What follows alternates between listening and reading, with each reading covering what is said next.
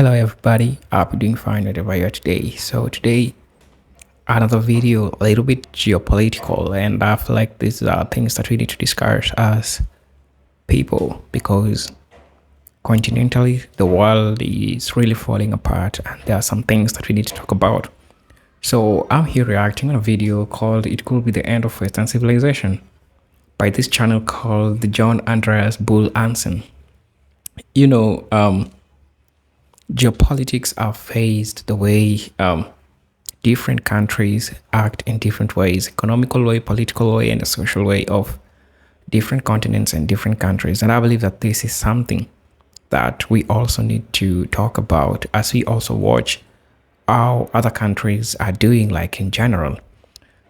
So with me, it could be the end of Western civilization, right? Because for the longest time, people have been looking up to the United States and other European countries, which they acted as pace setters to other countries, especially in Africa, the continent Africa, right? So there are some 10 reasons as to why it could be that the Western civilization is really falling apart, and it's true. I won't lie to you. I have a presentation that I want to give you, but before that, I want us to watch this video because it's going to provide insights of what we might want to know. Hi there. Hello there, welcome back to the channel. I just hope that you are fine. So first, we've watched the video. Do you agree with Mr. Anson about his stipulation on why it could be that the Western civilization is really failing? Do you think so? I want you to tell me this in the comment section first before me giving you what I think about this issue. So first, let's get into it. So the first point that I want to talk about is money printing. Listen, the US Federal Reserve has been engaging in significant money printing, especially since the year 2008. Financial crisis and the COVID-19 pandemic, the Federal Reserve balance sheet has expanded from $800 billion in 2008 to over 8 trillion in the recent years. This unprecedented monetary expansion is aimed to stimulate the economy, but raises concerns about the long-term inflation and devaluation of the US dollar. For instance, the consumer price index has shown significant increase in indicating rising inflation that erodes purchasing power. Today, ask any person in the United States, they'll tell you that the prices of goods and services have increased tremendously. And I'm not that just saying, ask any person, they could tell you what literally is happening. The prices of simple services like housing, owning a car and everything, it's getting expensive day by day by day by day. So this is a factor which is really happening. And this has been caused by excessive printing of money, which devalues the currency, the power of the currency. And you're all seeing what is happening today. The US dollar, the power of US dollar keeps on decreasing, and this is so devastating to the United States as it acts as a currency which is looked up to by different countries, a currency which is used to measure wealth by different countries in the continent. So the fall of dollar is one of major tremendous problems that comes with money printing system of the United States. The second one that I also want to talk about, that I find that it's also important, the second one is the national debt crisis. The US national debt has exceeded 30 trillion, with debt to GDP ratios reaching levels not seen since World War II. High national debt can lead to higher interest rates, reduced public investment, and political fiscal crisis. In the year 2022, the Congress Budget Office projected that federal debt held by the public will reach 107% of GDP by 2031. This unsustainable debt trajectory could undermine economic stability and limit the government's ability to respond to future crises. One of the problems of different countries, even if we leave the US, is the debt system that we are having. And this is so devastating because it's also eating Africa. So for me as a person who is hearing that the United States owed China a lot of money, these indicate a lot of things to the country.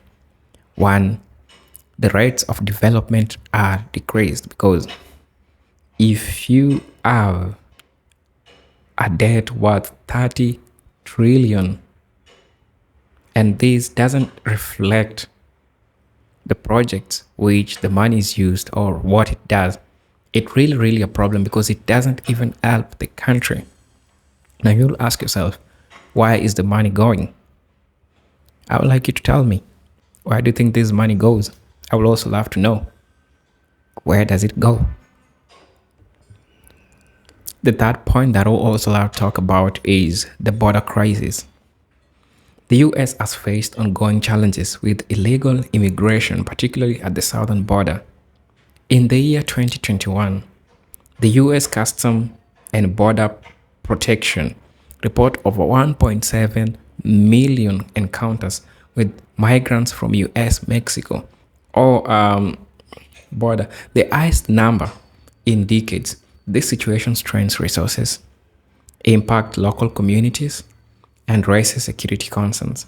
The inability to effectively manage immigration could exacerbate social and political tension. It's so easy to control a small population, right? And the US borders Mexico.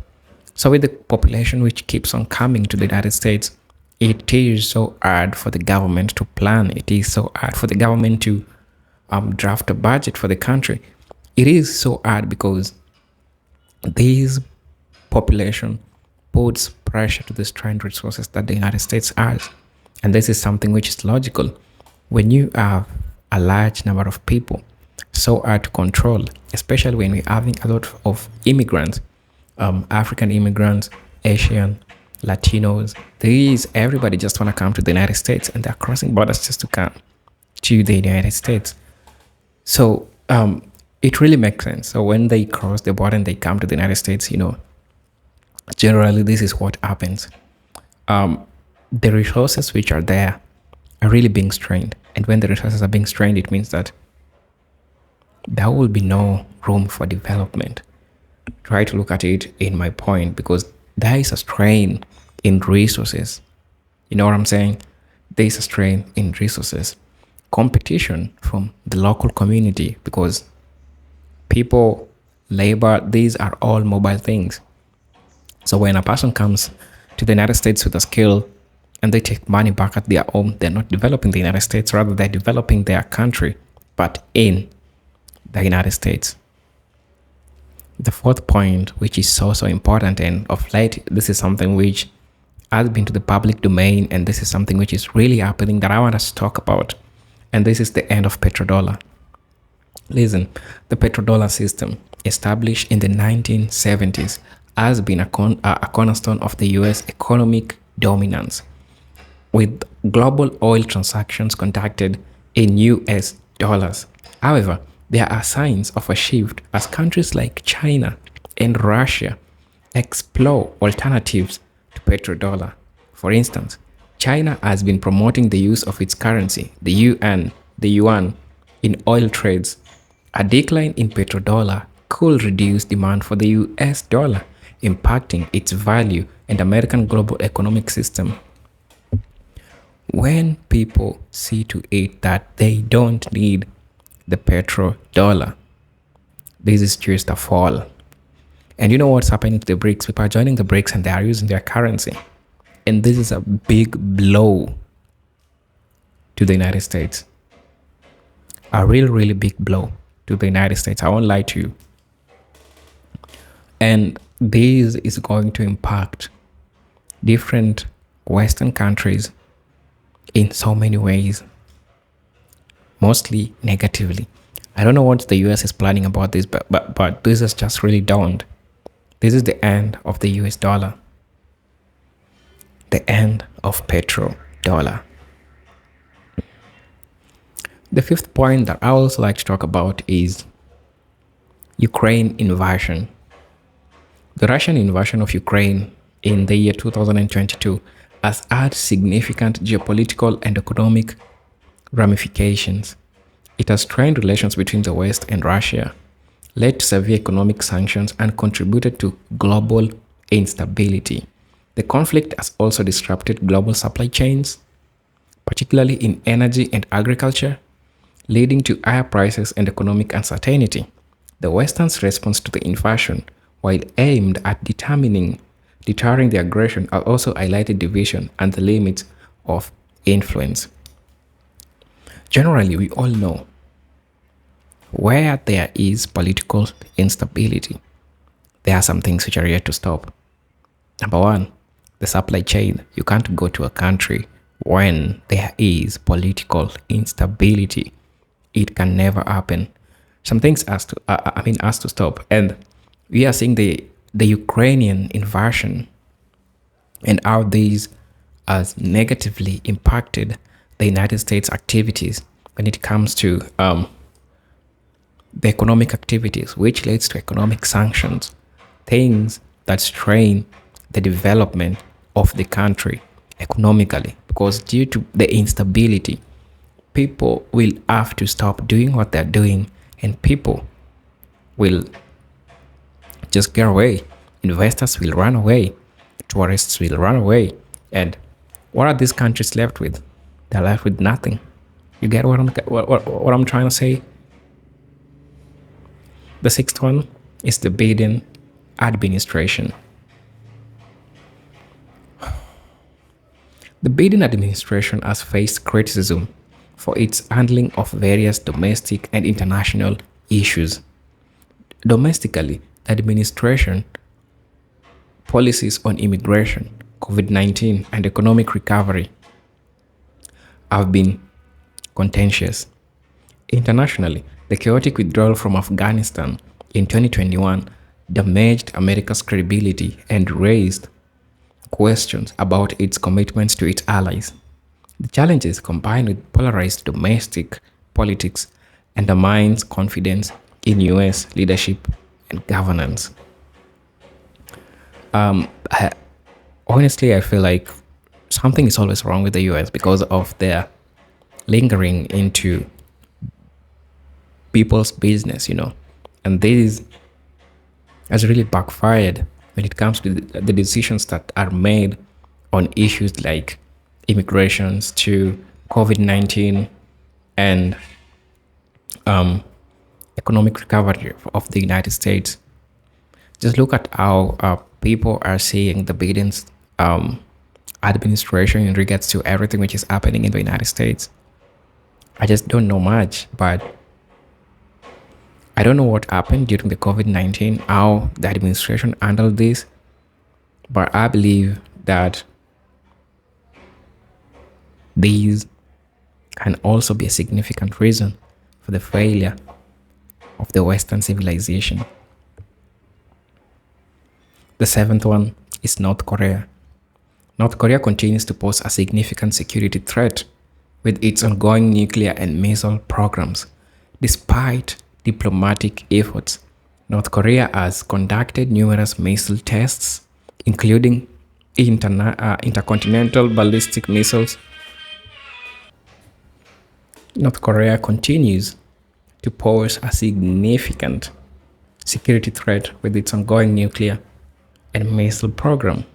Despite diplomatic efforts, North Korea has conducted numerous missile tests, including intercontinental ballistic missiles capable of reaching the US mainland.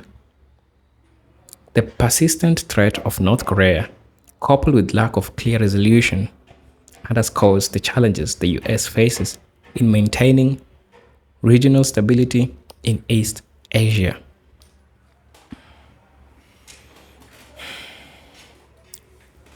North Korea, when it comes to how it conducts itself when it comes to missile programs, it has posed threat to the United States, showing them that they are technologically advanced when it comes to handling nuclear weapons. And some decisions like superpower countries that can make these can pose a challenge to the United States, and these might foreshadow, these might be a problem to the United States when it comes to some decisions that they make, you know, and the security threats which sometimes keeps on going between the two countries. It's really dreadful.